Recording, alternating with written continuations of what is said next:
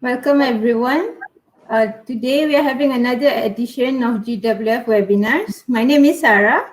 I work for Geospatial Media and Communications. Today we will be talking about new age advertising, data-driven and location thinking trends. So we have two speakers with us. They are the subject matter experts in geolocation in advertising. Our first speaker is Mr. Bjoern Bremer. He is the Chief Creative Officer from Ogilvy in Germany. Hi, Bjorn. Hello, nice to meet you everyone, at least virtually. I'm pleased to be able to speak to you and hope you'll enjoy the next hour with us. And our next speaker, Mr. Srikanth Ramachandran. He is the founder and CEO of Moving Walls, a company based in Kuala Lumpur. Srikanth? Yes, good evening. Good evening, Sarah. Now I will start Bjorn's presentation. Bjorn, so you have 20 minutes. I will talk a little bit to you about German rail today. At least for the German audience, they should all know that we are very famous for being delayed. So the good news is this presentation will start on time because it's virtual, one of the virtues, or the only virtues during the COVID time. But it's actually not really true that German rail is delayed. It's just part of the perception. But let's talk about perception for a second, because German rail is by far seen as this very German giant who may or may not be known for great data-driven advertising or for new inventions. All this is mainly related to our brands, but now we were managed in the last 2-3 years to really crack the data, well, magic formula, and I'm happy to show it to you now. One thing you should maybe look at is the amount of passengers that we're carrying out each day or each year, which close to about 150 million passengers.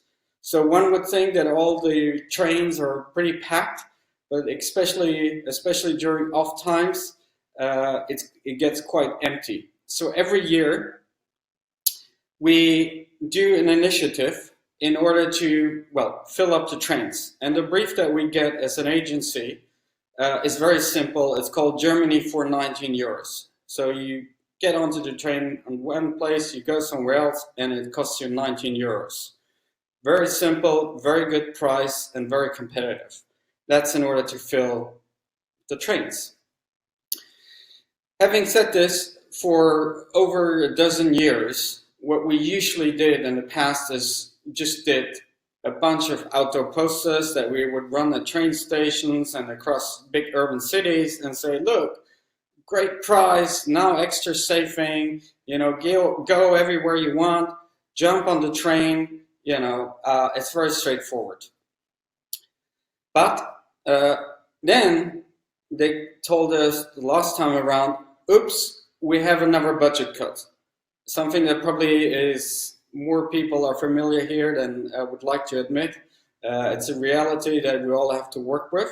So we said, okay, well, maybe in the 14th years or the 14th year, we do something more crazy. And for us, crazy being, you know, coming from classical advertising and being this really gigantic communication house, something crazy was this idea of using marketing automation, or if you would like to say just data and geo-targeting and all these new technology things. The problem we believe with marketing automation, however, is, and the way we show it and share it with people is a little example I would like to share with you right now. We think that marketing automation often is like a automatic hotel door. So you arrive at a hotel, you carry your suitcases, the door opens, you walk in. Great. You leave the hotel, the door opens, you step outside. Great. I mean, it's a lot better than if the door would be closed and you would run against it. That would be pretty counterproductive. But apart from opening and closing when you need it, this door doesn't create any preference. It's not like a hotel man that calls you a taxi, helps you with your suitcase, can point you in the right direction if you want to go somewhere, or give you, wish you a nice, happy day or something else. So this door basically just does automatic things. So when we started this project and said, okay, let's use data, let's use other marketing automation, let's make sure we also create not just targeting the people at the right time. Let's make sure we add some creativity, because that is where we're coming from. So what we usually do internally is we create this very simple formula called creativity, which is our origin, and then we add technical specifics like marketing automation, like data, like geo-targeting, etc. And when we put it together, hopefully the formula is not 1 + 1 = 2, but equals 3 or 4 or 5. So coming back to our brief, we looked at it, okay, what can we do in order to tell people this year that 19 euros train tickets within Germany is actually a very good deal and something nobody should miss. So we had this observation that a lot of places, at least in Europe, look very much like Germany. So this is not Germany, this is obviously Venice, Italy. But Venice, Italy looks very much like Hamburg, Germany. The difference, however, is, a flight to Venice is at least 100 euros one way, and a train ticket is 19 euros. So all of a sudden, the 19 euros have a totally different meaning, and you basically get what a flight is 10 times of the price. So this was the starting point where we started with. And we're like, okay, how can we make sure that more people understand this, and how is different things relevant? So we created this kind of famous case right now where we always compared places around the world and made people an unbeatable counteroffer in Germany. And in order to explain what we mean, we would like to share a little film with you. And Sarah's going to play it in a second. It's basically a 2-minute summary of what we did, and then I'll talk a little bit more about what we did in specific in terms of geo-targeting and using data. But please have a look at the film. And Sarah, can you play it?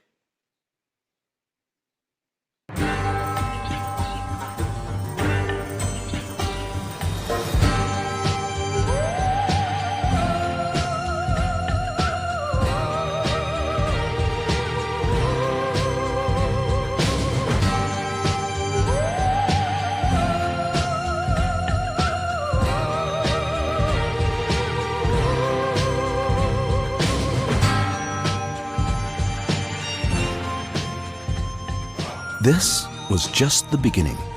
Then we asked ourselves, how can we bring relevance and attention to each comparison on social media, real time?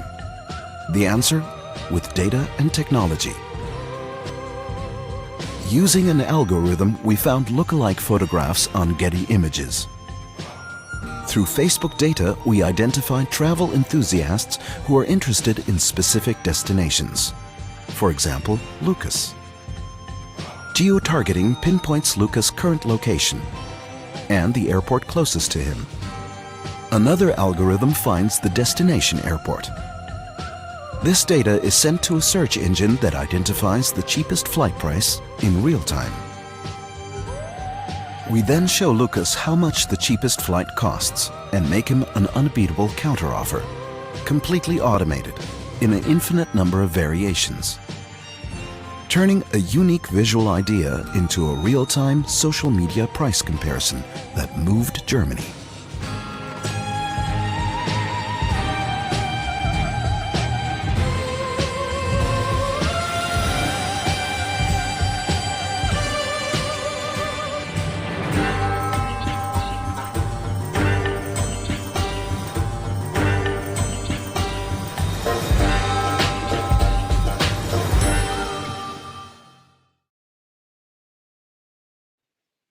I hope you all want to come to Germany now. You get a feeling of how it is here, and we all welcome you after post-corona, obviously. Even if you can't take the train, we got lovely planes too. Come and enjoy our lovely country. But apart from this, you see we use several steps in order to bring our idea alive, to make it more personal, personalization at scale, We used geo-targeting, which was a very big challenge, especially in Germany or in Europe with the latest GDPR. But Facebook was a great help, so it was a great collaboration of many different places and companies working together to bring this idea to life. And it was very much celebrated within German Rail. And I talked about perception in the beginning. For the first time, German Rail looked a lot cooler than all the big German car brands or Lufthansa. And they were like, look, we can do something really interesting and cool too.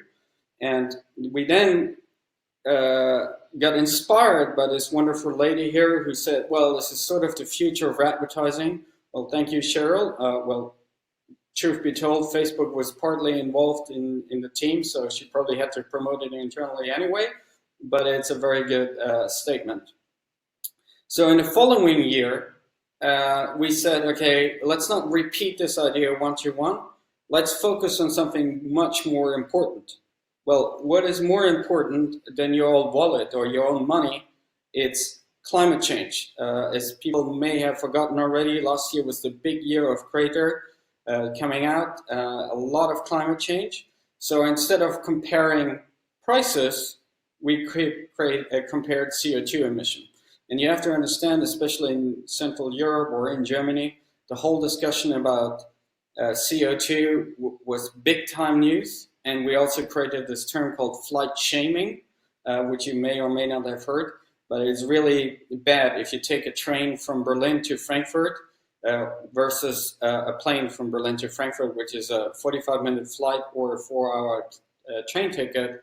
So again, we use data and we use geo-targeting to improve our first campaign and what we call now the green ticket. And again, we would like to show you a little film on how we brought this together. If Sarah, would you be able to play the next film, that would be great. Thank you.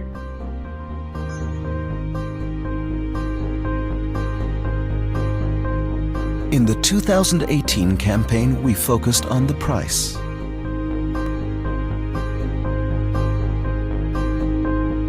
In 2019, we focused on something much more important than money.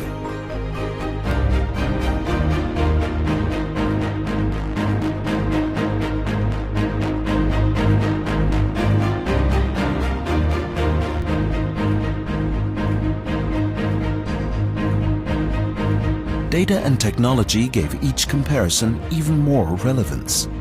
Using atmosphere data, we determined the CO2 emissions of each flight.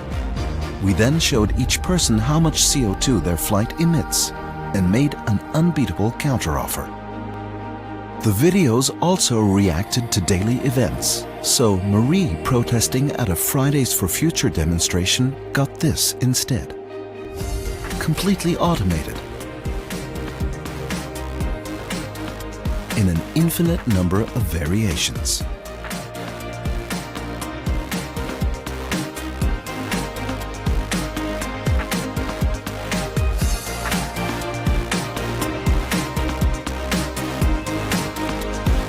This campaign turned the conversation from what you have to sacrifice to reduce your CO2 footprint to what you can experience.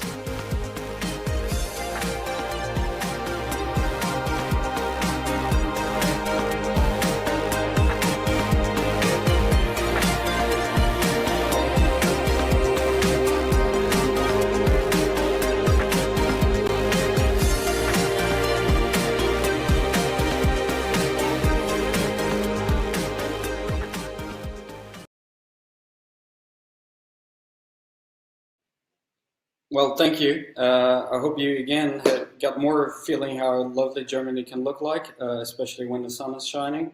So as I said, we focused on something more important, which is climate change and protecting the environment. And again, the results of this campaign were phenomenal. Unfortunately, we do take a break so far this year, obviously because of the global pandemic, but we keep on improving, we keep on playing with this idea. I hope you sort of enjoyed this very short presentation about how we sort of, added data, technology, geo-targeting with this crazy thing called creativity. and turn it into something that is not 1 + 1 = 2, but 1 + 1 = 3. I'm very happy to be able to show this with you, and now I'll hand over to my co-presenter, and we're obviously very happy to take all your questions at the end. Thank you so far. Thank you, Bjoern. Yeah, Srikanth, you have 20 minutes. Okay. Good morning, good evening, good afternoon, depending on where you are. I watch a lot of movies for inspiration, and I'm going to use a couple of clips, or probably one clip in this presentation. This is a movie that inspired me in terms of what location data and location targeting can do. So Sarah, if you can play the video now. Oh man, dude, what are you doing? I'm good for it. Double it. You got a problem, my friend. Take those binoculars, pick any player on or off the field, and I will guess the number. Any play. That's like 100 to 1. It's good odds for you. 2 million. That's fucking crazy. Oh, I don't like it. Okay. I'll sweeten it for you. You pick the player, and she'll guess the number. What?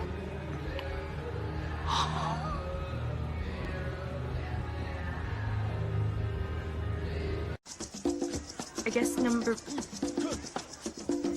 Wait. Please allow me to introduce myself. I'm a man of wealth and taste. I've been around for a long, long year.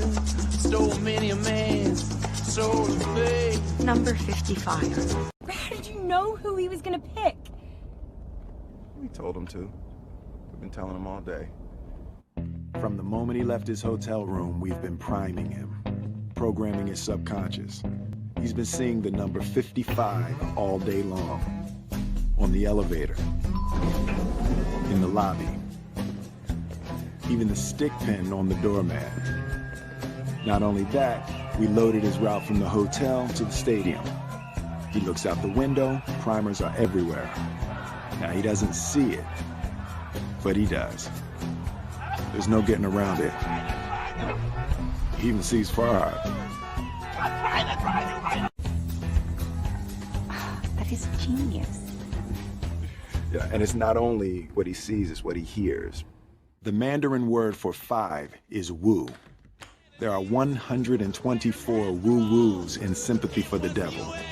Now he's not registering it, but it's all there.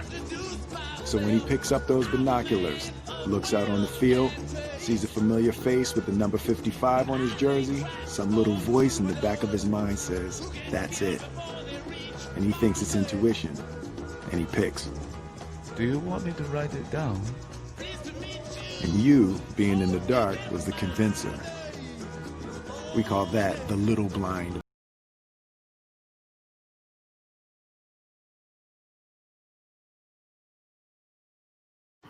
Srikanth, you have to unmute yourself. Okay, excellent. I'm sure you enjoyed the clip from the movie, but I think there is a lot of concepts that we can learn from that, as in, I keep watching it many times over on the difference between priming and activation. And I think that's really the dream that we are chasing as an advertising technology company. How do we prime audiences and how do we activate them on digital? Because it's pretty much given that we prime when we are outside and we look at things, and that has a subconscious impact on our thinking. But eventually digital and mobile are the activation points where we activate it. So I want to touch upon a few recent campaigns that we have done in a few markets in Asia, including Singapore, Malaysia, Indonesia, and India. Obviously, they are not up to the mark of what we saw earlier, but some of them I believe are interesting.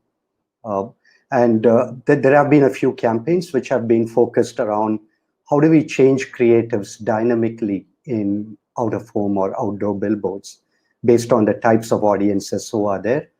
We ran campaigns for clients like HP, which centered around that, and also blockchain-enabled verification in terms of what creatives should serve where for Foodpanda in Singapore, and a few others, including Snickers, which was connected from social into out of home, so that whatever was happening in social and digital was being amplified in out of home.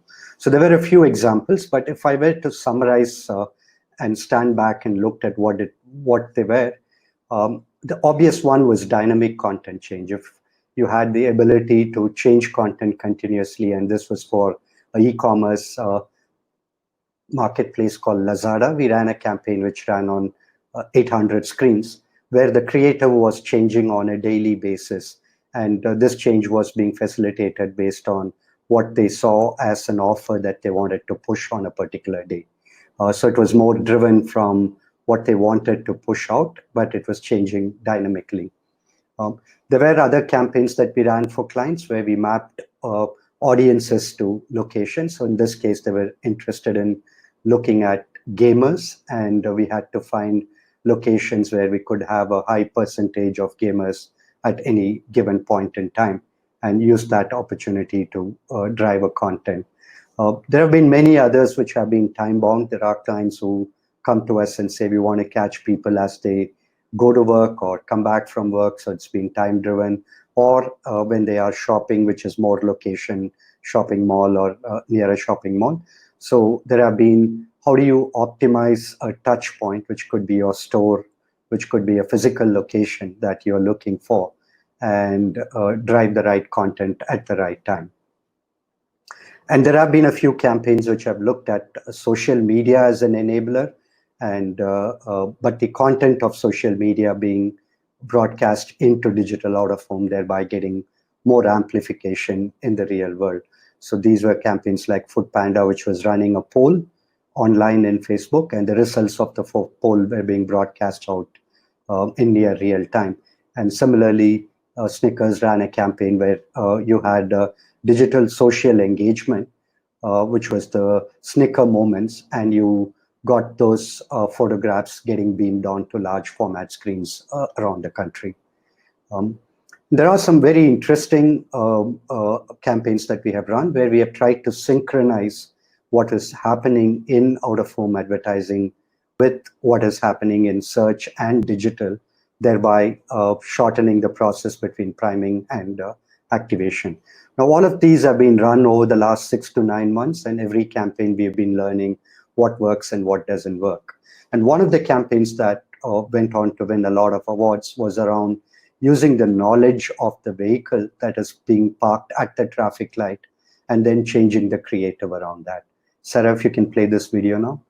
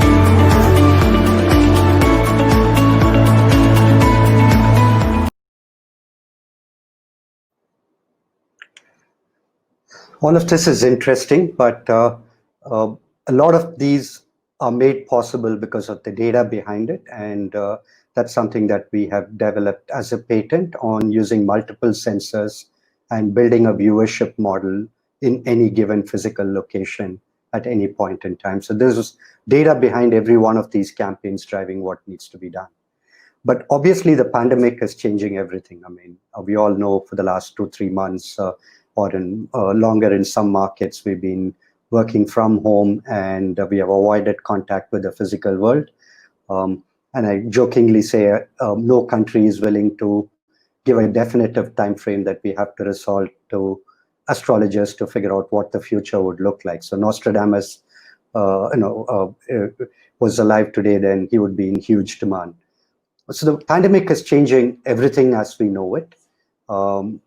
Most of the things are going down. The stock markets are down, restaurant visits are down, and as we come back into a new normal, thankfully some things are going up, right? I mean, jokes apart, we've got COVID cases which are now coming under control, Zoom and usage of technology in terms of communication.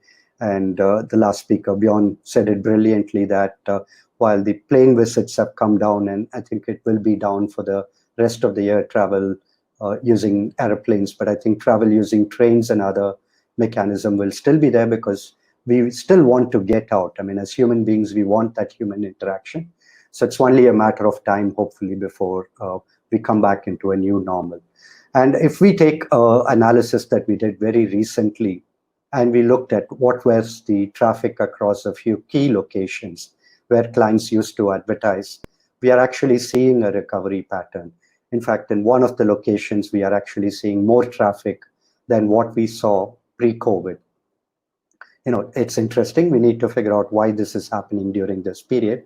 But pretty much you can see the 4 bars out there. So one deals with what happened first week of February. The second one is March, and the third is, the second is April, and then the third is May and June.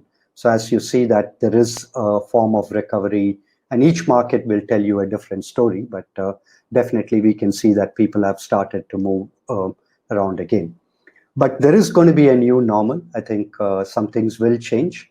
And, we went through this phase of being in a shock, in a denial phase, and then a realization that this is going to be here for some time. And then slowly we started responding to it. And now I think in most markets, we are in a re-entry phase. And what will be very, very important through this phase, whoever deals with the physical world or location, is about how do you build trust, transparency, safety, and wellness.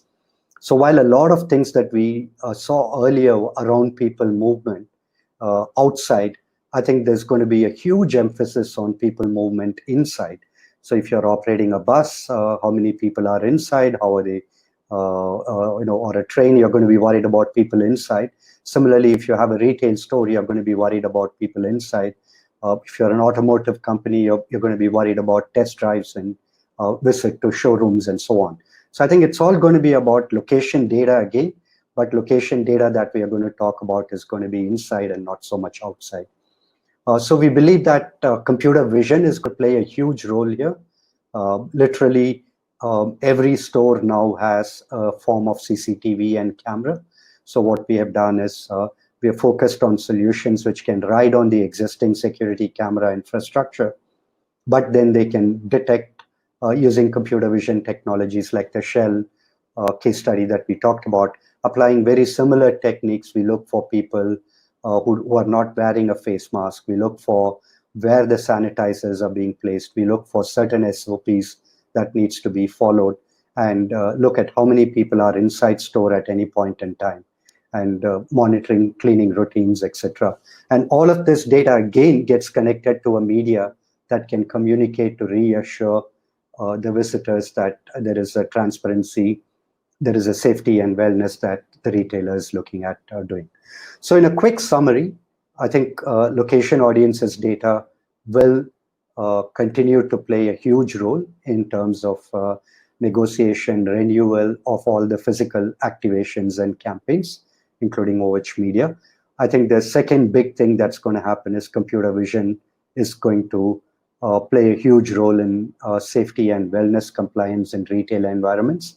I know there are issues in terms of privacy, etc., that is being debated and that needs to be complied with. But I think eventually location data, whether it's inside or outside, is going to bridge the gap between data decisions and consumer engagement in the physical world. So with that, I would like to thank you for your time, and I think we are happy to take questions at this point in time. Sarah, back to you. So we did not have many questions, so I will ask my own question first. Srikanth touched upon COVID in his presentation, but Bjoern didn't. So I wanted to know, advertising industry has been badly impacted during this pandemic. So how do you think location data can play a role when for the industry to recover and for your business continuity? I mean, like you rightly said, overall advertising industry has been hurt, right? So I'm going to talk about areas that we focus on, and I'm sure Bjoern has a view on it, which may be from a slightly different point of view.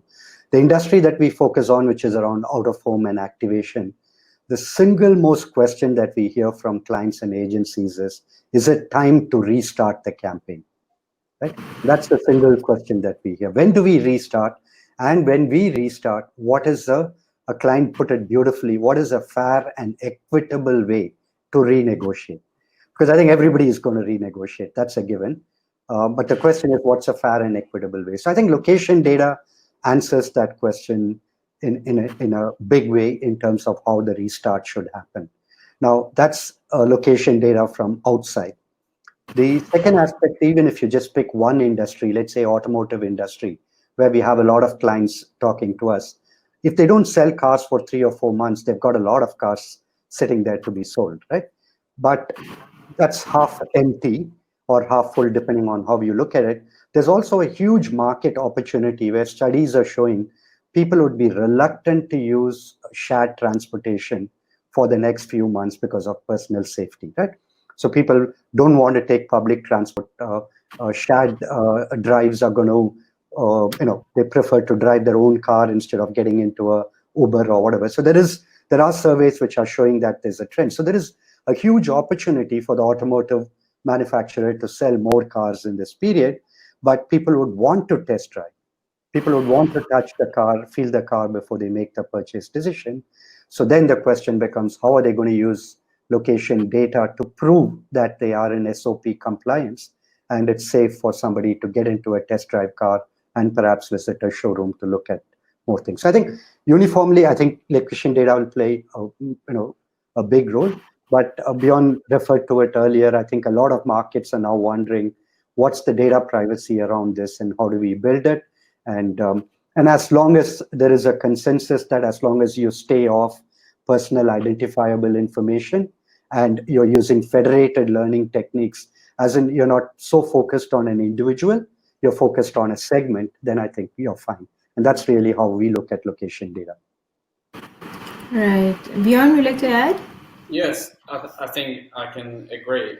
As long as you stay away from personal private data, I think geodata can help you a lot, not just in terms of communication in the future, but in a lot of about data mining. You can use this data to analyze if people move more, less, where do they work. You just mentioned that people don't want to get on public transport.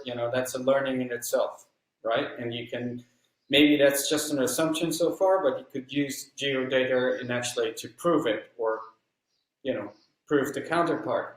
So I think it's not just so much about how we talk to them in the future and how that impacts, but also to learn a lot about the people. So I think and again there are obviously a lot of privacy rules that we heavily respect and don't want to get into, but as long as you play on the right side, there's no reason why you shouldn't use those data. There is one question from Girish Joshi. How will the new normal impact brand loyalty when people are not staying as loyal to a brand globally? And how will OOH or OTT advertisement adapt to the new normal? I think this is right in the space of Bjoern, so I would defer the question to Bjoern. Well, what we see is that companies who don't just speak up but get up and do something in this pandemic, and also in the last couple of weeks about Black Lives Matter, what we call purpose-driven brands, create a lot of loyalty globally. And that's the same, I guess, with every crisis or every problem. Obviously, you can overstep the boundaries quickly and it can backfire, like in the case of L'Oreal.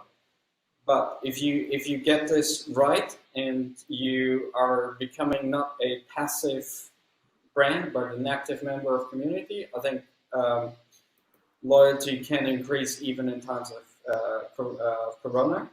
And if that is your message, obviously out of home or OTT can help you to spread your message dramatically and get to the people at the right time.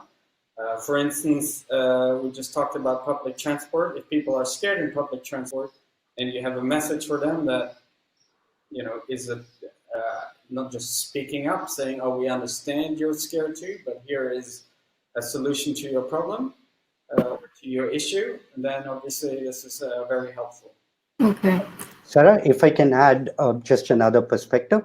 I mean, when the COVID-19 crisis hit, obviously out of home was a total washout, right? People just stopped their campaigns because people were inside homes anyway.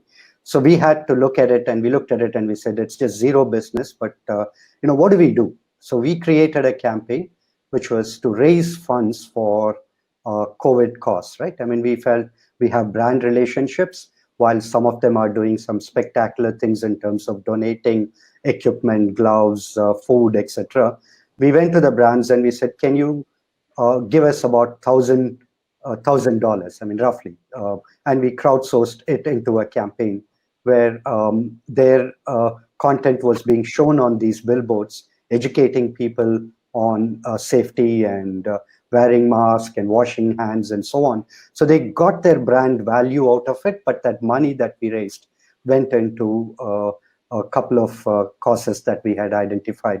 So while not a large, I mean, we are a small company at the end of the day. We are not a global company, or we are attempting to be one. We are a small company. But at the end of the day, we raised about $30,000 US that we were able to donate back to charity. So I think if everyone could do however small it is, it doesn't have to be spectacular. I think that's really what people would want to see. Right, true. There is a question about the accuracy of the geofencing. So how accurate was the location of the user, and how did you capture it? Bjoern, for your campaign? Yes, so to be honest, it was, let's say, accurate enough. We are kind of lucky because we only have about 7 or 8 important airports and obviously a decent number of train stations. But in order to do this comparison, we wouldn't have to know exactly which street the person was on, but sort of like, a broad area. So that was something that we very early on decided about. Okay, Spirable helped us to find these people. Not personalized, obviously, and we had what we then termed accurate enough information. It wasn't, not like the comparison you showed in KL, where you really have to know which person on which street and what time. So we were quite fortunate in that case. Okay. There's one question for Srikanth. How does location targeting on OOH help ROI in advertising? I mean, if you look at the history of OOH, I mean, typically people used to buy for long periods of time. So you buy for 3 months, 6 months. The content is hard to change. The content is hard to target, etc. So there's a lot of wastage. So when we talk about ROI, the first ROI that we need to achieve is, are we communicating to the right audiences at the right time? So that automatically, the minute you solve that equation, you get an ROI that you're talking to the right audiences. Then other scientific methods come in, which talks about reach and frequency and attribution, etc., in terms of saying, are these messages resonating with them? which is resulting in a store visit, which is resulting in an app download, which is resulting in an app activation, etc. So those become even more. So if you look at it, one, from a planning perspective, you want to talk to the right audience. You want to talk to them in the right amount of time or right frequency. And the third is you want to see whether it's resulted in an outcome. And if you can do all of that, then you're getting huge ROI for what you're spending your money on. And you're reducing wastage. Right. Bjoern, from digital advertising point of view, you have any insights like how much location is contributing in the ROI of advertising? I think it's hard to quantify, and it obviously always depends on the problem that you have.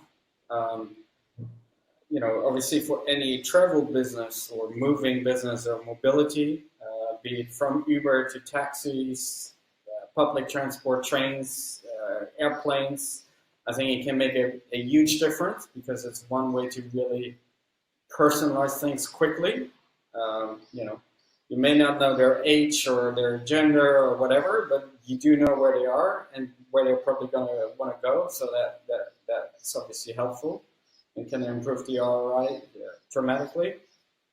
But I would argue it obviously depends on your challenge. If you're selling dog food, I would argue the importance of geodata is not so crucial. But then again, we had a challenge on a car brand 2 months ago, selling electric cars. And the problem with selling electric cars in Germany, and specifically in the big cities, is there are not enough charging stations anymore. So the primary target audience used to be cities because they're forward-thinking, they're charging stations. But now the number of charging stations is so limited that people shy away from it because they don't want to look for a station overnight. So we went to the suburbs, and all of a sudden there was a great improvement on ROI. Right, nice. One question for Srikanth from Mulwa. Does the locational targeting implement geospatial technologies in any way, and how? Yeah, I had tried and answered it, but I think if we broadly talk about geolocation, everything that we do is around location, right? So it's around maps, technology such as maps. It's around movement of devices, as in our mobile phone movement, which is also tagged to geolocations and look at how we move. And it is about a point of interest as well, because if you understand a location based on what are the point of interest around it, then that gives you an insight into what the consumer is planning to do. We also bring in traffic data, which gives us density at any point in time around locations. That's also geotagged. So everything that we do is around geotagging data, and that's really where location technologies come in. Right. I've been reading a little bit about the new normal in advertising industry after COVID, and a lot of articles are talking about hyper-localization. Means the geo-targeting will become smaller because people are limiting their movement. So we will target people in a smaller area. So do you think the industry is ready for this, and is the consumer ready for this hyper-localization? Any thoughts? If I can go first, Bjoern. Well, we did a small research in Singapore working with Havas and their out-of-home specialist called Ad City. And we were looking at, has people movement changed pre-COVID and during COVID? And the insights were exactly what you said in a very, very practical way. We found locations which were in suburb still has higher movement of people, whereas in CBDs and certain locations, we were seeing a sharp decline of people, right?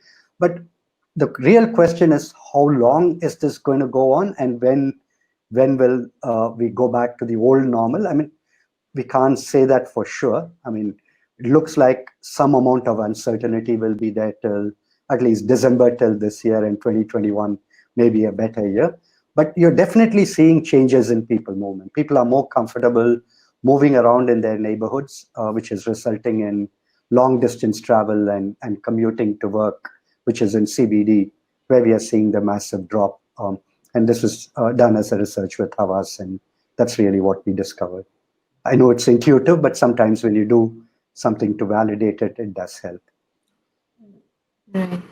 And Bjoern, maybe some case study from Europe, hyperlocalization. Well, I think, we believe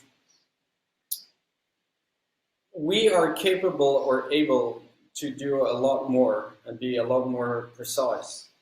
But there is an ethical question. When do we start scaring people?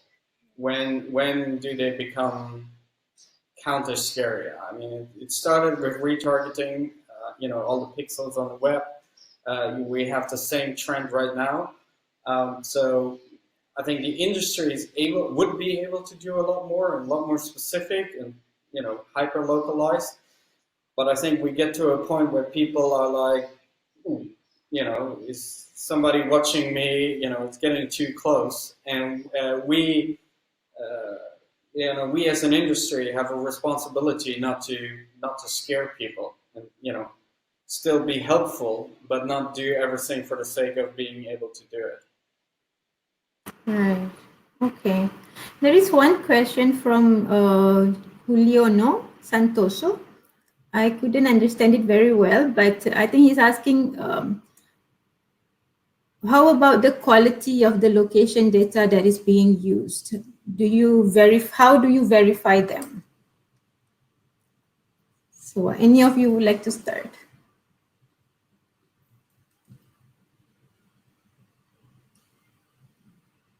I think you're mute. Okay, I think there are probably two parts, if I can guess. The first part is the quality of the data in itself. Where do you get this data from? Is it an authorized source of information? Are you allowed to use that data? So there's one aspect of that.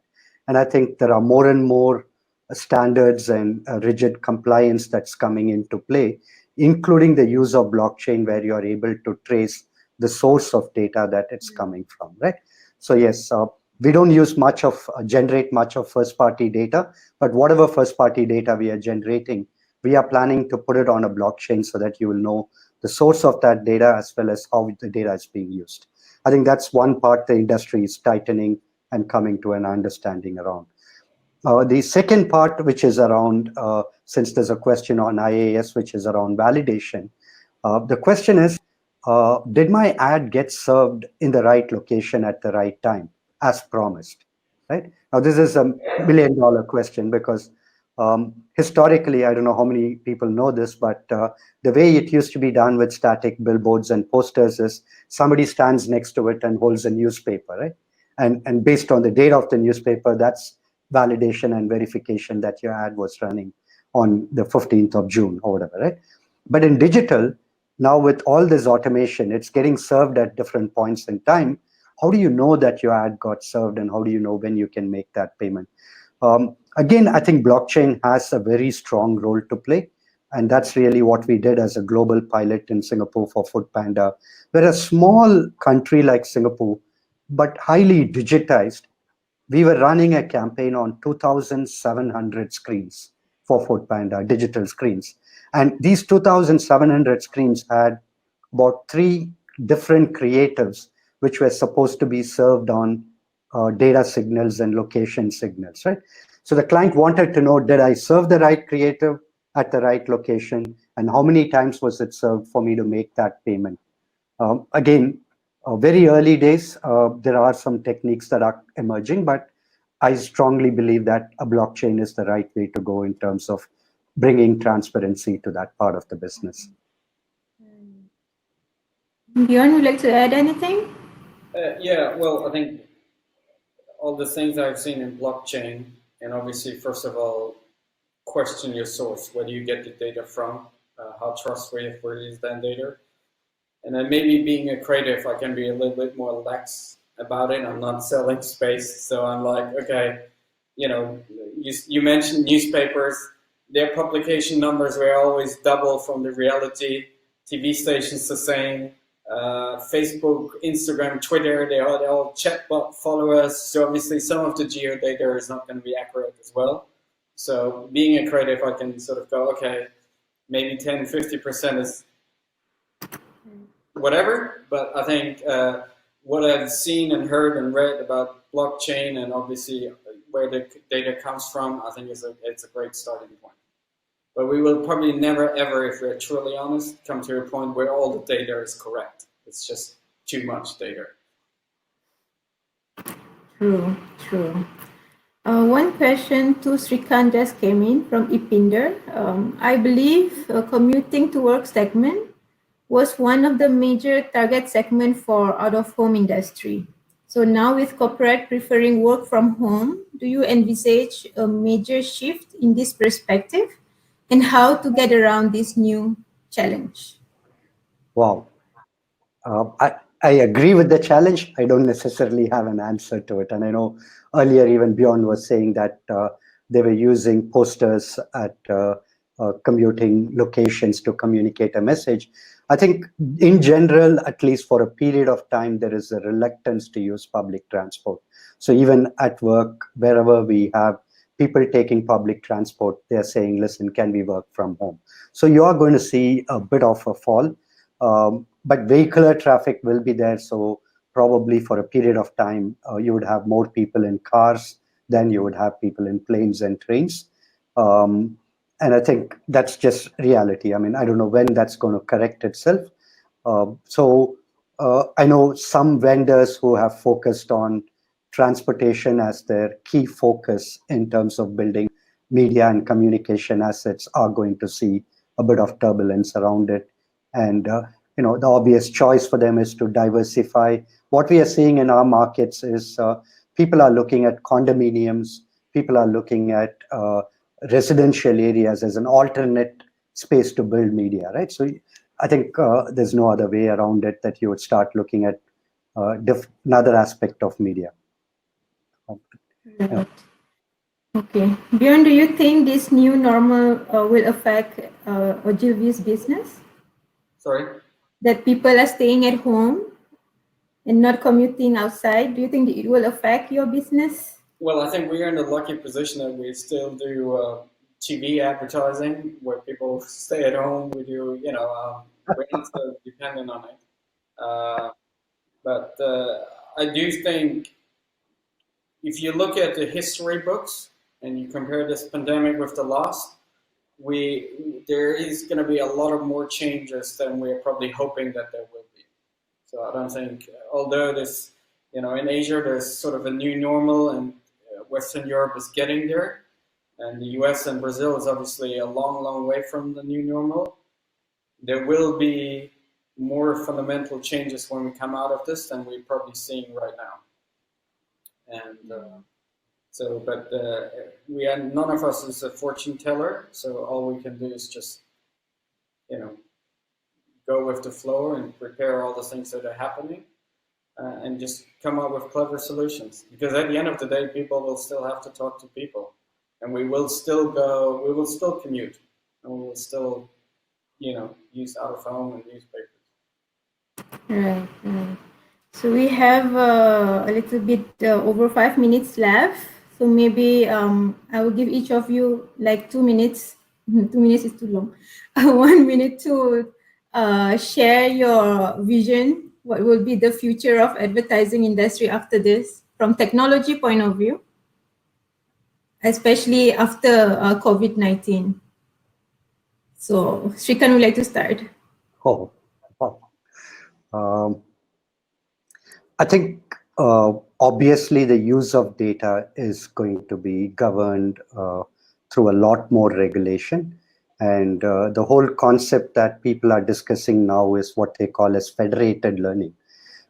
In simple English, whatever I've understood of federated learning is the ability to learn about our target segments, not at a one-to-one level. So I may not know what Sarah likes and what she dislikes, but I would be able to define Sarah into a group or a segment, and I can build a model of what they like and what they dislike, and where they would be in physical spaces for me to engage with them, right?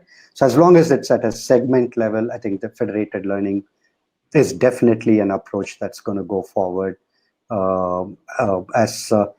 As Bjoern said, on one hand, we want personalization. On another hand, we don't want to scare them. So I think there's going to be enormous effort around that, and techniques like blockchain, where the transparency of data is going to be very, very key.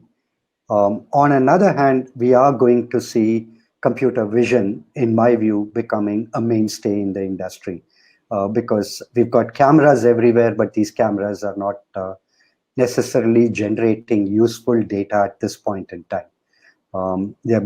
So I think there is an opportunity, once again, to look for certain things which create that safety and well-being without creating the feeling that you're being spied on, right? And again, so those would be some areas where I think there's going to be a lot of growth, at least in the technology spaces that we are working in. Thanks, Srikanth. And Bjoern? Well, I can only say in Germany, what this pandemic did was what we call the digitalization of the country. All of a sudden, moms, grandmoms, everybody is using a mobile phone. There's more data. We are becoming, in Germany, we're becoming a little Singapore. So I think we were like 5 years behind. So in Europe, if anything, Corona helped this country to digitalize, right? There's from homeschooling, all of a sudden, people were able to Zoom call their school kids and stuff like that. So we will have massive amounts of more data. We are improving data sourcing, data mining, from geotagging to everything every single day. And so data becomes a new currency, not money anymore, but data. So it's, you don't necessarily need a huge media budget anymore. You just need to have the right data first, and then you can use a smaller media budget. So data, the new currency is going to be data, be it out of home, be it digital, be it mobile, everywhere. And I think that's very exciting times. And then it will come down to, are you relevant or irrelevant in your message? And I think more and more we have to be relevant, because if people don't want to read it or don't want to see it or don't want to hear it, they're going to ignore it. Money is going to be less important now than having the right data and using that data, and then turning data into relevance, and then connect it to relevant messages, and then that will be the post-corona fight that our industry will do. Fantastic. Thank you so much, Bjoern and Srikanth. Thank you for being with us today, and thank you to the audience.